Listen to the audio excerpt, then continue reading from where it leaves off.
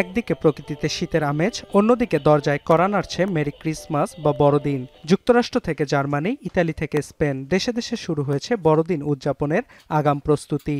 শিশু থেকে বৃদ্ধ সবাই মেতেছে বড়দিনের আগাম আয়োজনে। অনেকে ব্যস্ত ব্যতিক্রমী উদযাপনের মাধ্যমে সকলকে তাক লাগিয়ে দিতে। বরাবরের মতো এমনই একটি রেকর্ড সৃষ্টিকারী আয়োজন করেছেন উত্তর পশ্চিম জার্মানির লোয়ার স্যাক্সনির রিন্টেলনের একটি বাড়ির বাসিন্দারা।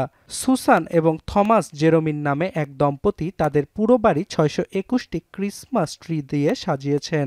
বেডরুম থেকে ছাদের সিঁড়ি, বাড়ির সব অংশেই শোভা পাচ্ছে সুসজ্জিত ক্রিসমাস ট্রিগুলো।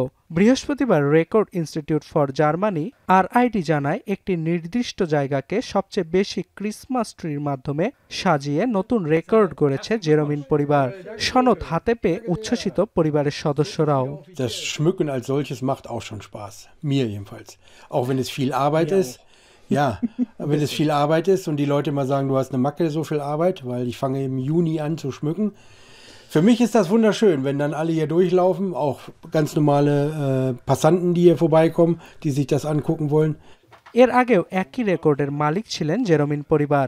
২০১৭ সাল থেকে ২০২৪ সাল পর্যন্ত মোট ৬ বার নিজেদের রেকর্ড নিজেরাই ভাঙছেন তারা।